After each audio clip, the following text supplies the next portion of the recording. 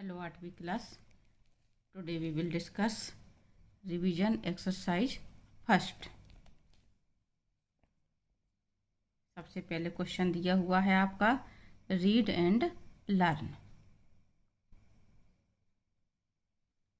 यहाँ पे जो वर्ड्स दिए हुए हैं मैं आपको उनके मीनिंग समझा रही हूँ साथ में, तो आपको ध्यान से सुनना है और यदि आपको उसके मीनिंग नहीं मालूम है तो उन्हें आपको याद करना है। पहला है आपका फॉरगिविंग। फॉरगिविंग मीन्स क्षमाशील। एग्जिस्टेंस, एग्जिस्टेंस यानी अस्तित्व। ट्रैप, ट्रैप मीन्स जाल। ऑर्डेंट, ऑर्डेंट यानी प्रचंड या तेज। ट्रेजर, ट्रेजर मीन्स खजाना। लिविंग, लिविंग मीन्स रहना। ग्लिम्स, ग्लिम्स यानी झलक। लूम, लूम मीन्स नियंत्रण में। बीट्रेड, बीट्रेड यानी धोखा हुआ। और प्लेजर मीन्स खुशी या आनंद। नेक्स्ट है आपका word power. Right the antonyms of the following words. आपको इनके विलोम शब्द बताने हैं। पहला शब्द है आपका ऑफन।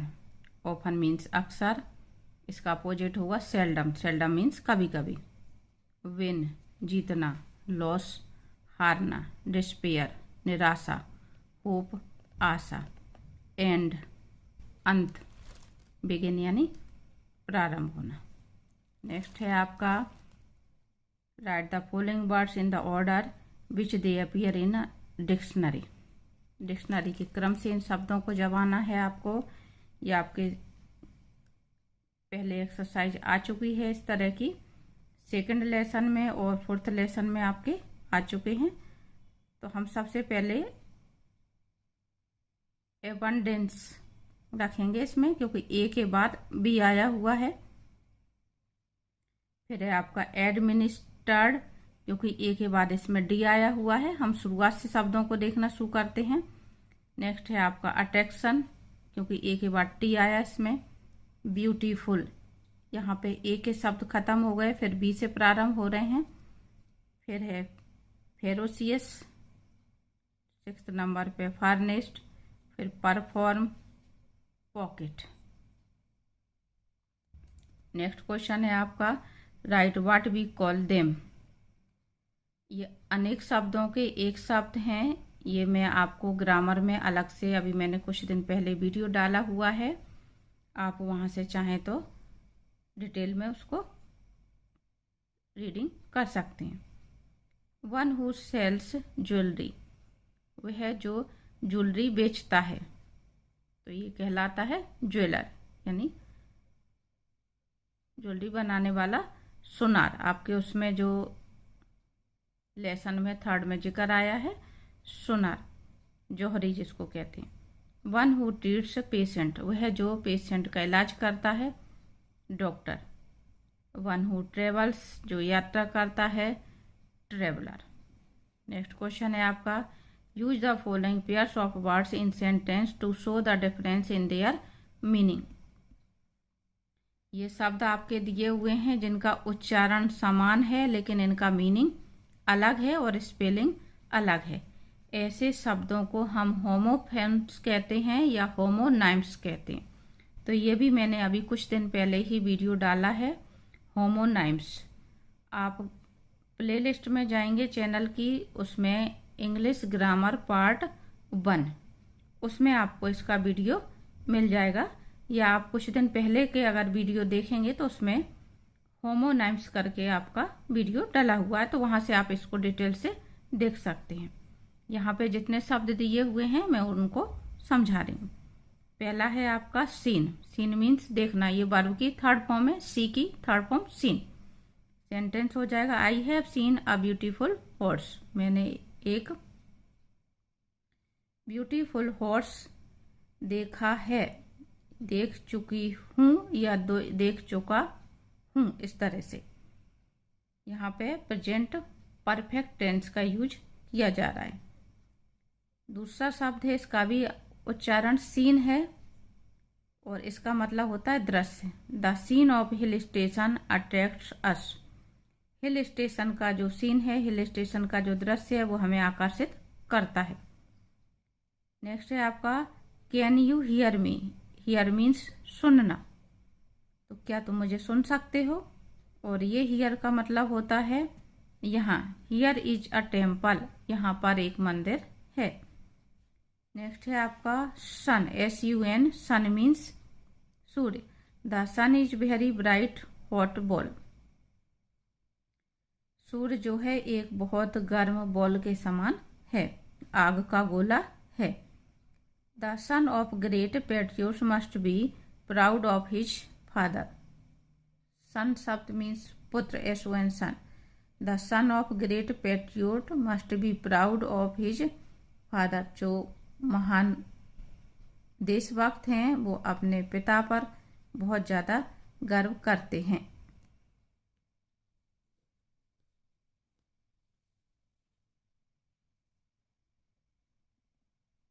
नेक्स्ट है आपका pick out the silent letters in the following words. इसमें आपको साइलेंट लेटर छांटना है। ये साइलेंट लेटर का भी मेरा अलग से वीडियो डाला हुआ है, इंग्लिश पढ़ना कैसे सीखें।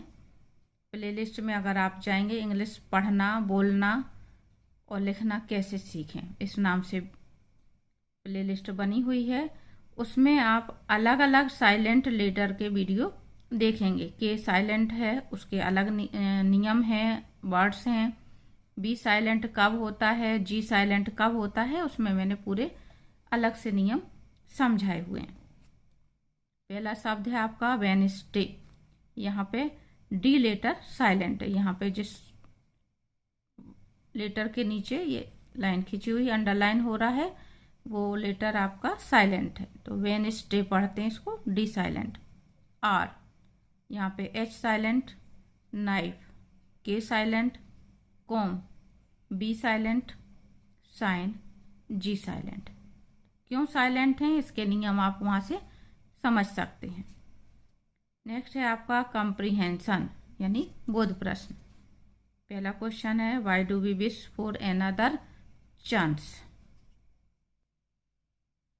आंसर है आपका we wish for another chance to make a fresh beginning. हमें दूसरे अवसर की आवश्यकता क्यों होती है,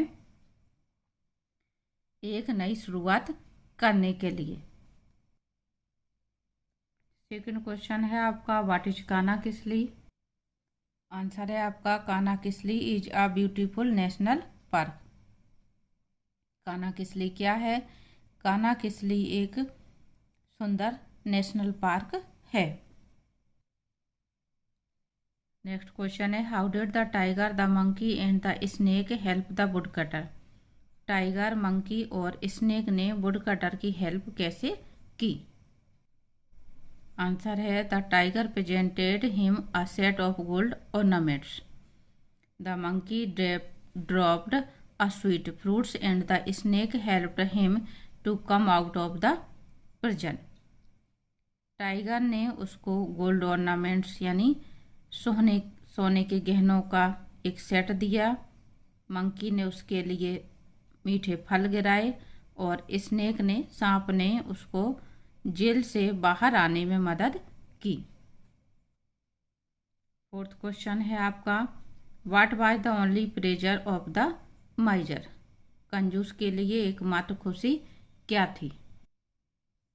आंसर है आपका to see all his treasure every day was the only pleasure of the miser. प्रतिदिन अपने खजाने को देखना ही कंजूस के लिए एकमात्र खुशी का कारण था या खुशी वाली बात थी। नेक्स्ट क्वेश्चन है आपका what is the work of Dasoli Gram Swaraj Mandal. Dasoli Gram Swaraj Mandal का कार्य क्या। To regenerate the degraded forest is the work of Dasoli Gram Swaraj Mandal. What की जगह पे आपको to regenerate the degraded forest लिखना है। इज से आपका क्वेश्चन में से ही रिपीट हो जाएगा। यानी जो पौधे मर गए हैं या जंगल कट चुका है तो उन वनों को फिर से हरा भरा करना, उन पौधों को फिर से हरा भरा करना दासोली ग्राम स्वराज मंडल का कार्य था। यानी जो जंगल नष्ट हो चुका है उन जंगलों को फिर से हरा भरा करना। नेक्स्ट है आपका why did the माइजर make a terrible clutter. The माइजर made a terrible clutter because his treasure was gone. कंजूस ने भयानक शोर क्यों मचाया? क्योंकि उसका खजाना जा चुका था, यानी लुट चुका था। यहाँ पे आपको बिकॉज से आंसर याद करना है, इतना आपका क्वेश्चन में से ही रिपीट होगा। नेक्स्ट क्वेश्चन है आपका why was the wood cutter put in prison. लकड़हारे को जेल में क्यों डाला गया? The wood cutter was put in the prison because, इतना क्वेश्चन में से आ रहा है, वुड कटर को कैद में डाल दिया गया क्योंकि the ornaments which the tiger gave him were the lost ornaments of the queen. क्योंकि जो गहने टाइगर ने उसको दिए थे वो रानी के खोए हुए गहने थे। So thinking him to be the thief he was arrested.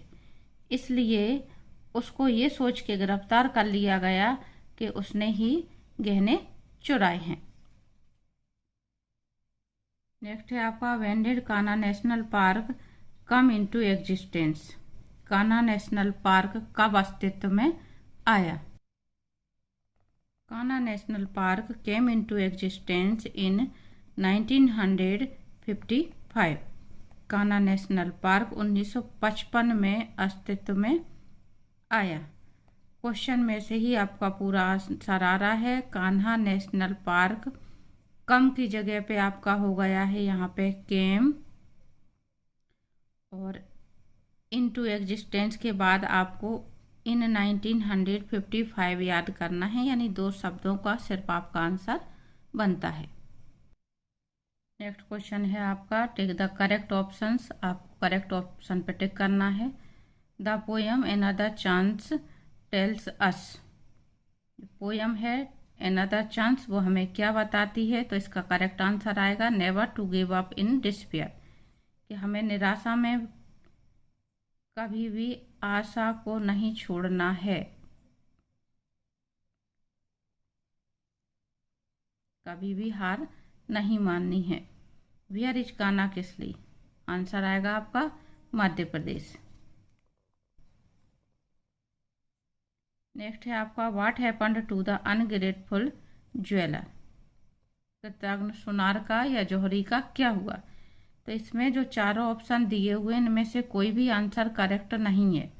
He goat jewels, ये भी करेक्ट नहीं है। He was put in prison, ये भी नहीं है। ही वाज रिवार्डेड, ये भी आंसर नहीं है। और ही वाज बीटन, ये भी नहीं है। आपके लेसन में अंत में जो जिक्र आया है वो ये लाइन आई है he was very much ashamed.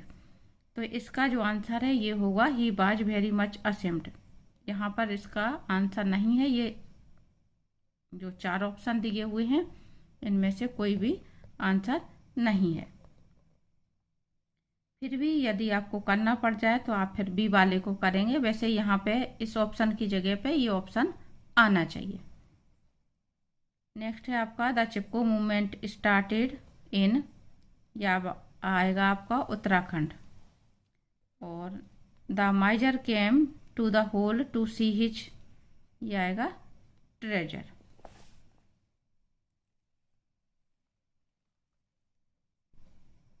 Rewrite these sentences after changing the gender of the nouns.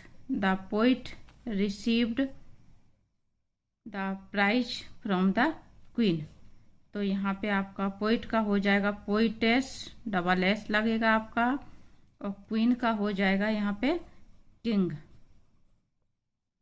The hero, hero का हो जाएगा हीरोइन यहाँ पे, और हॉर्स का हो जाएगा मेयर, MARE मेयर। आगे है right the comparative and the superlative degree of the following words. Difficult की कंपैरेटिव डिग्री बनती है मोर से, तो ये शब्द हो जाएगा मोर डिफिकल्ट। और सुपरलेटिव बनती है मोस्ट से, तो मोस्ट डिफिकल्ट। फ्यू की कंपैरेटिव डिग्री हो जाएगी फ्यूअर, और सुपरलेटिव हो जाएगी फ्यूएस्ट। नेक्स्ट क्वेश्चन है, give the plural form of the following words. Men servant, mouse, dozen, tooth, glass, cargo. Men servant का प्लूरल हो जाएगा मेन सर्वेंट, यहाँ MEN की जगह MEN होगा। माउस का प्लूरल होगा माइस। डजन का होगा डजन, यानी इसका यही शब्द रहता है। टूथ का प्लूरल होता है टीथ। ग्लास का ग्लासेस। कार्गो का कार्गोस। नेक्स्ट क्वेश्चन है आपका, fill in the blanks with the correct form of the verbs given in brackets. Bracket में जो वर्ब दी हुई हैं उनकी आपको करेक्ट फॉर्म भरना है। यहाँ पे पहला सेंटेंस दिया हुआ है, when they arrived the party already begin. दो काम जब एक साथ होते हैं तो जो काम पहले होता है उसमें हमें पास्ट परफेक्ट भरना रहता है। तो यहाँ पे जो वर्ब आएगी वो पास्ट परफेक्ट टेंस के अनुसार आएगी, और पास्ट परफेक्ट टेंस में सब्जेक्ट के बाद वर्ब की थर्ड फॉर्म आती है। यहाँ पे when they arrived past indefinite हो गया, और ये आपका सेंटेंस पास्ट परफेक्ट होगा। The party had already begun. Begin की थर्ड फॉर्म हो जाती है बिगन, BEGN, बिगन। नेक्स्ट है आपका, the bell before we entered the class. Sentence में जब बिफोर का यूज किया जाता है तो सेंटेंस पास्ट परफेक्ट का होता है। तो उससे पहले आपको पास्ट इंडेफिनिट वर्ब, पहले पास्ट परफेक्ट की हेल्पिंग वर्ब भरनी रहती है, और बाद वाला सेंटेंस जो होता है वो पास्ट इंडेफिनिट होता है। तो यहाँ पे आपका आएगा हैड रंग। रिंग की थर्ड फॉर्म होती है रंग। बिफोर से पहले जो सेंटेंस होता है वो पास्ट परफेक्ट टेंस का होता है, तो हैड रंग यहाँ आएगा। और बी एंटर द क्लास, ये आपका पास्ट इंडेफिनिट हुआ। नेक्स्ट है आपका, I went for a walk after. After का यूज जब होता है तो बाद वाला सेंटेंस पास्ट परफेक्ट टेंस में होता है। तो यहाँ पे आपकी ईट दी हुई है तो हैड ईटन हो जाएगा। वर्ब थर्ड फॉर्म में आती है, उससे पहले हैड हेल्पिंग वर्ब हमें सभी के साथ लगानी होती है। सब्जेक्ट के तुरंत बाद हेल्पिंग वर्ब, फिर मेन वर्ब। तो यहाँ पे होगा आई हैड ईटन। नेक्स्ट है आपका, the train had left when she arrived. Leave की यहाँ पे थर्ड फॉर्म होगी लेफ्ट, और हैड हेल्पिंग वर्ब हमें लगानी है क्योंकि यहाँ पे दो काम एक साथ हो रहे हैं। व्हेन से सेंटेंस जुड़ा हुआ है जैसे यहाँ था, तो दो काम एक साथ होते हैं तो पहले काम कौन सा हुआ है उसके साथ में हमें पास्ट परफेक्ट टेंस रखना रहता है। The train had left. Train जा चुकी थी। व्हेन शी अराइव्ड, जब वह स्टेशन आई या पहुंची। तो पहले काम क्या हुआ कि ट्रेन जा चुकी थी। तो जो भी काम पहले होता है उसमें हमें पास्ट परफेक्ट यूज करना रहता है। Did you post the letter after you it. Write की करेक्ट फॉर्म भरनी है। तो यहाँ पे डिड यू पोस्ट, एक सेंटेंस पास्ट इंडेफिनिट में हुआ, दूसरा पास्ट परफेक्ट में होगा, और दूसरी बात है ये सेंटेंस आपका आफ्टर से जुड़ रहा है। तो आफ्टर से जब दो सेंटेंस जोड़े जाते हैं, बाद वाला सेंटेंस पास्ट परफेक्ट होता है। तो यू के बाद यहाँ पे आएगा हैड हेल्पिंग वर्ब। राइट की थर्ड फॉर्म हो जाएगी रिटन इट। तो did you post the letter after you had written it. यदि आपको आफ्टर बिफोर ध्यान ना रहे तो आपको ध्यान रखना है कि पहले काम जो होता है उसके साथ में हम पास्ट परफेक्ट का यूज करते हैं। Mona enjoyed the food as soon as she it test.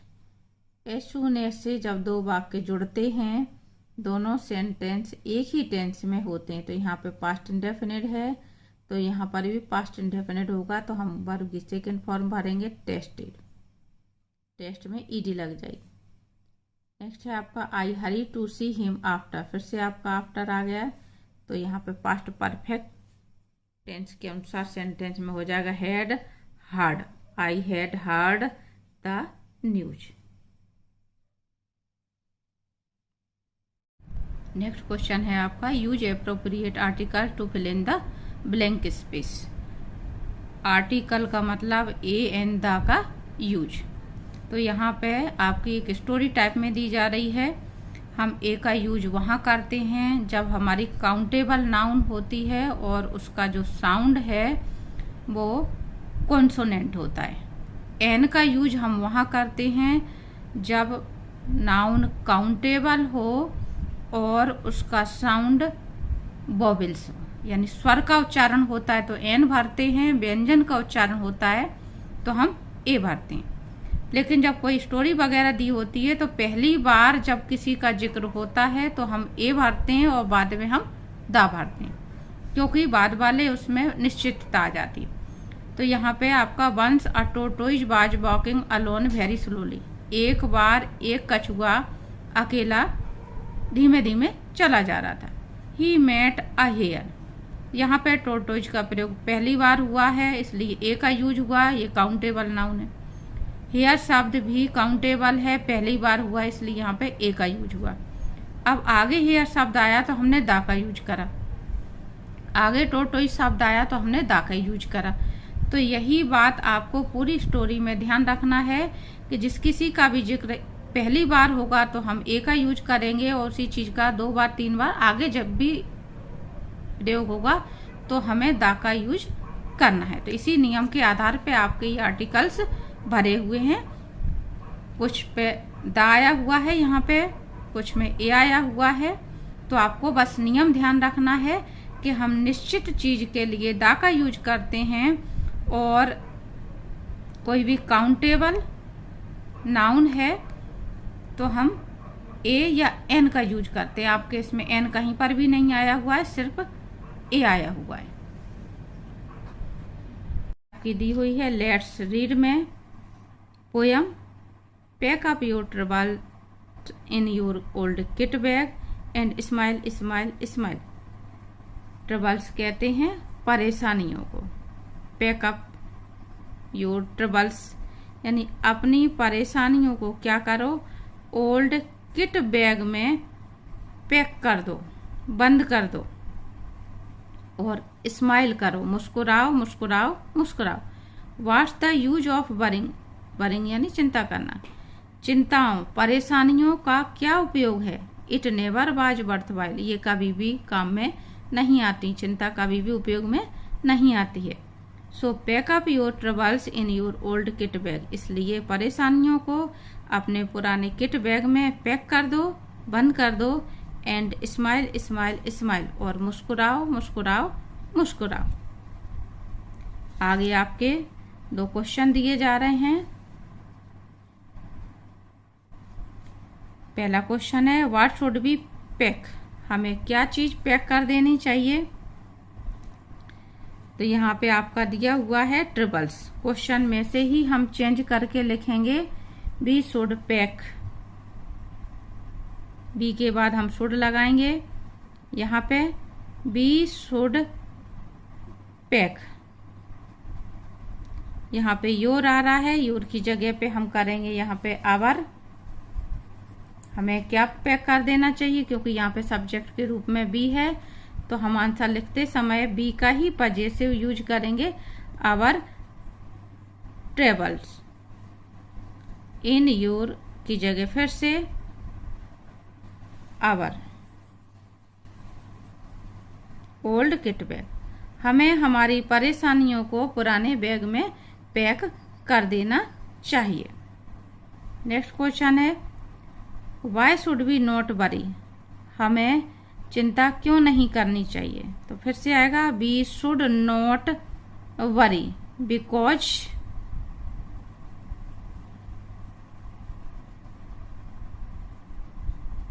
It never was worthwhile, ये लाइन जो दी हुई है इसमें हम बाज की जगह पे इज करेंगे क्योंकि ये शुड आ रहा है हमारा, इसलिए we should not worry because it is never worthwhile. Is का यूज जो है वो कहाँ होगा, यहाँ होगा।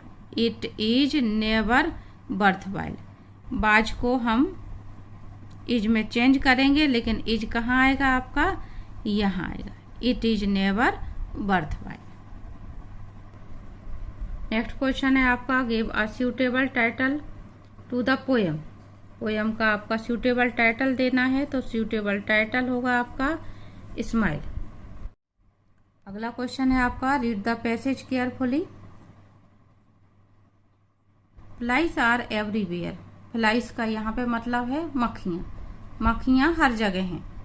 दे use their feet to taste things, वे अपने पैरों का उपयोग वस्तुएं या कोई भी चीज टेस्ट करने के लिए यूज करती हैं। They use their feet to taste things.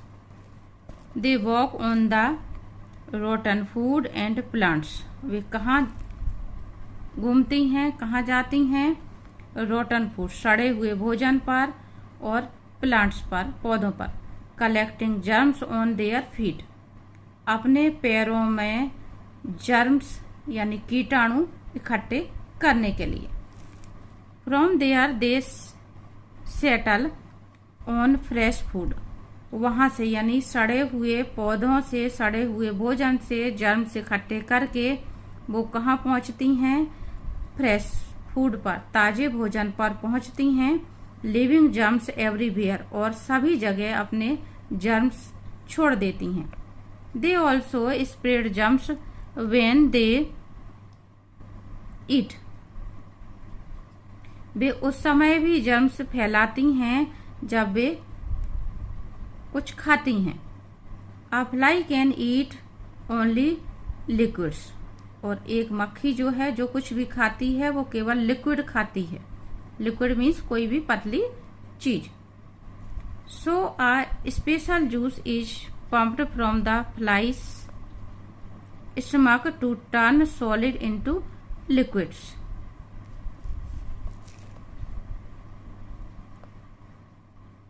इसलिए एक जो स्पेशल जूस होता है, रस होता है, वो मधुमक्खी के पेट में क्या होता है, turned solid into liquid, liquid से सॉलिड में बदल जाता है। The fly might suck food that has germs in it, और जो फ्लाई है वो भोजन को क्या कर सकती है, सिर्फ चूस सकती है। सक यानी किसी चीज को चूसना। जिस फूड में जर्म्स होते हैं उसको भी वो क्या करती है, चूस सकती है। Thus some of the germs get into the fly's stomach, इस तरह से कुछ जो जर्म्स होते हैं, कीटाणु होते हैं, वो मक्खियों के पेट में भी पहुंच जाते हैं। If this flies pumps some of the stomach juice on our food, और यदि ये मक्खी अपने पेट में से कुछ जूस हमारे भोजन पर क्या करे, पंप कर दे, the germs get on the food, तो ये जो कीटाणु हैं, जर्म्स हैं, वो कहाँ जाते हैं, हमारे भोजन पर आ जाते हैं। If you eat it the germs get into your body, और यदि आपने ऐसा भोजन कर लिया तो ये जर्म्स, कीटाणु जो हैं वो हमारे शरीर में पहुंच जाएंगे। अब आपके दिए जा रहे हैं question answer. Now answer the questions given below. What organ of their body do the flies use to taste things, कौन से ऑर्गन का, किस अंग का मक्खी उपयोग करती है वस्तुओं को टेस्ट करने के लिए।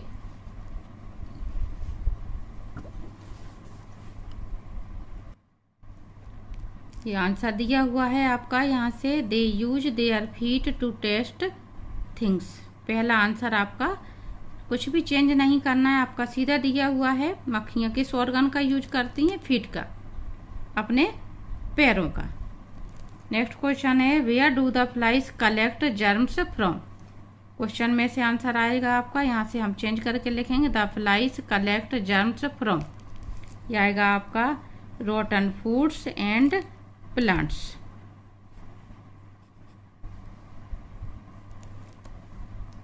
फ्रॉम तक लिखने के बाद फिर हम लोग लिखेंगे। नेक्स्ट है आपका how do germs get into the flies stomach. Germs fly के स्टमक यानी पेट में कैसे पहुंचते हैं? ये आंसर आएगा आपका यहाँ से the flies might suck food that has germs it the some of the germs get into the flies stomach. तो ये आपका थर्ड क्वेश्चन का आंसर है। नेक्स्ट है आपका how do germs get into a man's body.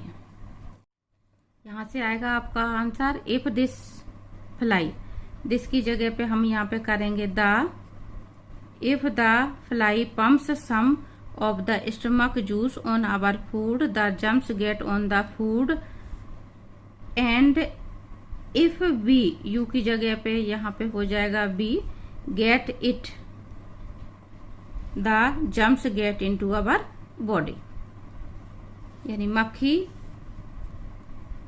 Germs को अपने पेट से पंप कर देती है फूड में और ये जर्म्स उस भोजन में पहुंच जाते हैं और यदि हम उस भोजन को खाते हैं तो हमारे शरीर में कीटाणु पहुंच जाते हैं। नेक्स्ट है आपका question let's write a letter to your friend informing him her about your visit to your favourite park picnic spot. और सेकंड है write a short note about any great man. इसका आंसर इस तरह से हो जाएगा आपका। आपको जब भी इस तरह से लेटर लिखना है सबसे ऊपर अपना एड्रेस डालना रहता है और उसके बाद अपने मित्र को पत्र लिख रहे हैं तो आप मित्र का नाम लिखेंगे। यहाँ पे मैं जो आपको एग्जाम्पल बता रही हूँ, आप अपने आसपास जो भी गार्डन हो उसका नाम लिख सकते हैं। पर्सनल लेटर का हम इस तरह से शुरुआत करते हैं I am quite well here and hope for same to you. मैं यहाँ पर कुशल पूर्वक हूँ, आशा करता हूँ आप भी कुशल से होंगे। Last Sunday I visited Meghdoot garden. अब इसकी जगह पे आप अपने जगह पर किसी का भी नाम डाल सकते हैं, जो भी गार्डन आपके पास हो या कोई भी पार्क वगैरह आपके पास हो। It is 7 kilometre away from my house. यहाँ पे भी आप चाहें तो चेंज कर सकते हैं। I went there with my parents, there are green belts with colourful flowers. I played there on seesaw, I took a balloon played with it, we took snack there, I enjoyed myself. If you have time you should visit there. It is a worth seeing garden, people from all over city come here. We feel cool there, please have a visit to that garden. Pay my regards to dear uncle and aunt. इस तरह से आप कोई भी अपने आसपास की जगह है उसके लिए इन सेंटेंस को यूज कर सकते हैं और आप चाहें तो इसमें से कुछ सेंटेंस छोड़ करके लेटर को थोड़ा सा छोटा भी कर सकते हैं। योर्स सिंसियरली इस साइड नहीं आएगा, आप जो पैटर्न है आपका वो चेंज हो गया है, इस साइड आता है। नेक्स्ट क्वेश्चन है write a short note about any great man. तो यहाँ पे मैंने आपको सुभाष चंद्र बोस के बारे में ये पैराग्राफ दिया हुआ है, आप चाहें तो यहाँ से ये पैराग्राफ याद कर लें। तो यहाँ पे ये आपकी रिवीजन एक्सरसाइज समाप्त होती है। उम्मीद करती हूँ आपको समझ में आ गई होगी।